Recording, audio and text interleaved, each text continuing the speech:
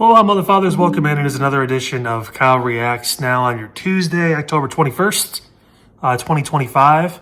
We're in the Cavs hat because it's the home, not the home opener, but the season opener tonight against the Knicks in New York. So excited for that. Also excited to talk about Monday Night Raw from last night. There was a lot to get into. So let us jump right in. Starting with, we can go the obvious route and talk about the whole Seth Rollins thing with the Vision, and I'm going to get to that in a second. But I am thoroughly impressed with what Maxine Dupri has been able to do over the past few weeks with the spot she was given. Like, everyone was rolling their eyes when she was getting called out there and when things were going down, and nobody came to save her. At the end, no one helped her at all, which leads me to think that Maxine Dupri may be your next Intercontinental Champion.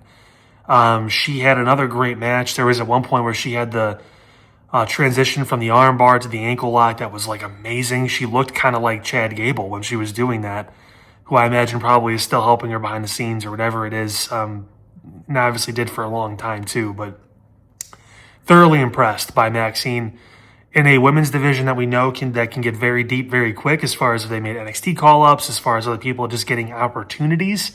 Maxine is finding a way to stand out, which is honestly so impressive, all things considered. So, and with AJ Lee kind of not being around now, I guess, she did her one-off and she's not really doing much. Multi-year deal, but nothing going on.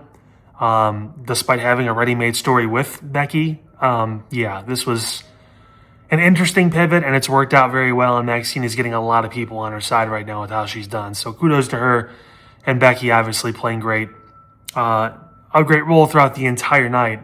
Just not want to deal with Maxine, just trying to get it over with, and then not being able to put her away. She's obviously got her mind in 10,000 different places right now. That was great. Thinking about a few other good things from the show, AJ Styles deserved that tag title win. After the match he had with John Cena, we know that next year is probably going to be AJ's last year in pro wrestling, if not at least in WWE, so this was big for him. I figured at some point he was going to win a championship.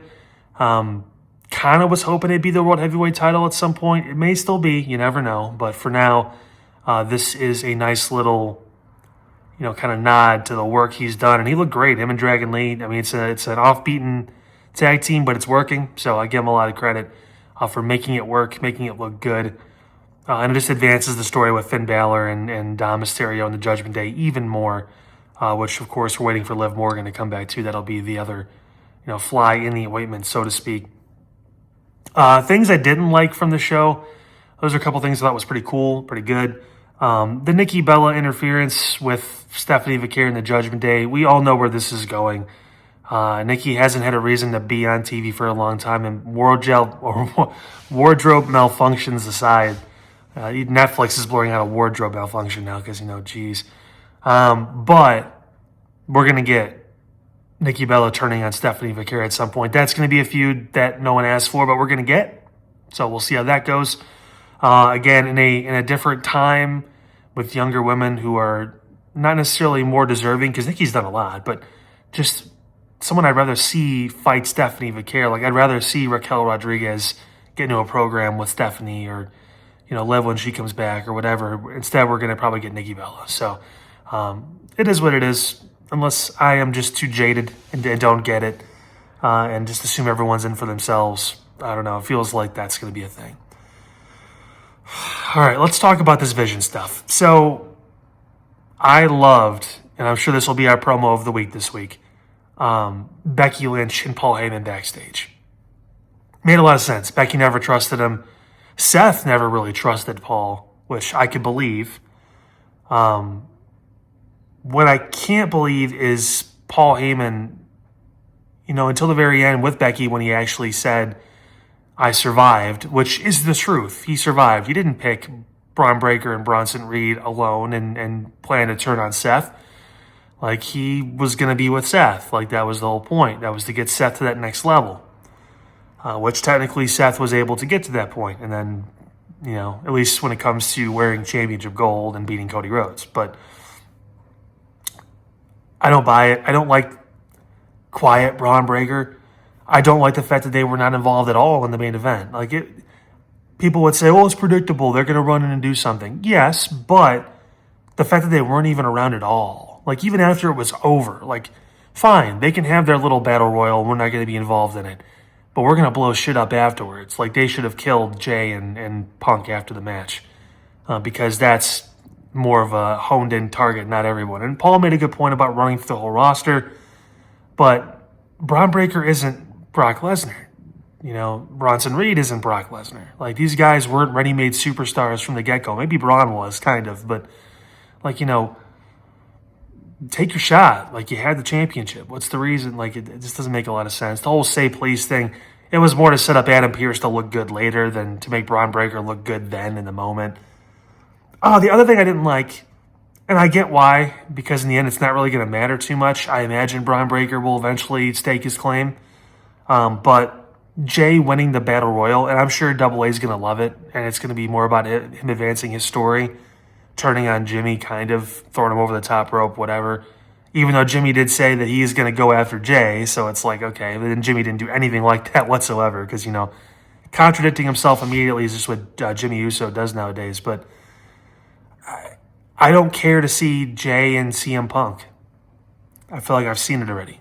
I've seen it in triple threat matches. I've seen it in Fatal 4-Ways. I'm pretty sure at some point they maybe have had a one-on-one. Maybe, maybe not. I don't know.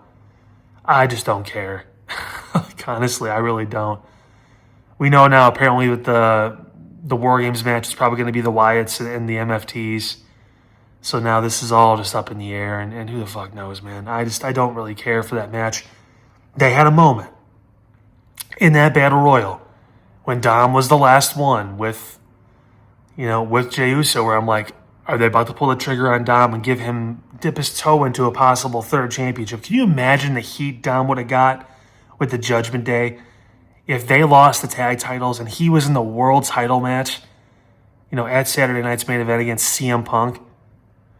That would have been awesome. He wouldn't have to win yet, but just being put in that moment would have been ridiculous. Like, that would have been so spur of the moment, unpredictable. We think it's Braun's time, but it's Dom instead who gets the match. Like, that would have been crazy. They had a chance to do that. They didn't, for whatever reason. If they want to book some bullshit triple threat match with Penta, Rusev, and Dom for the IC title, fine. I don't care. It's either gonna be Finn Balor or someone else who wins the IC title from him anyway. So who gives a shit? But no, I thought they had a good opportunity there. Jay still could have thrown Jimmy over the top rope, and they still could have told that story, and Jay could have lost. But I don't know. That's why I don't write for WWE. So yeah, like, overall, a good show. Ended up watching most of it live, but not something to get super excited about yet. They've got a lot to do. With Seth being out now for the foreseeable future, I'm assuming it was dislocated shoulder, torn labrum, whatever. He's tough, so he worked through what he needed to put the Vision over. But, the highlights, obviously, Becky, great promo backstage. People talked over it because they weren't paying attention, but it was great. And then the tag match and the women's IC title match, all great. We'll see how Double A thinks about everything else, but yeah. Overall, not a bad episode of Raw, but not the best. So that's going to wrap it up for today's Kyle Reacts. Make sure you stay tuned. Double A is going to get into NXT either tonight or tomorrow. And don't forget, the full episode of the podcast is going to air this Thursday morning. So we'll have plenty to dive into as we get ready for the next month, which is going to be big. Saturday night's main event. We're going to have a couple of John Cena appearances next month, as well as War Games in San Diego. So all that and more on the way. Until then, have a great rest of your Tuesday, guys. We will see you next time here on Kyle Reacts.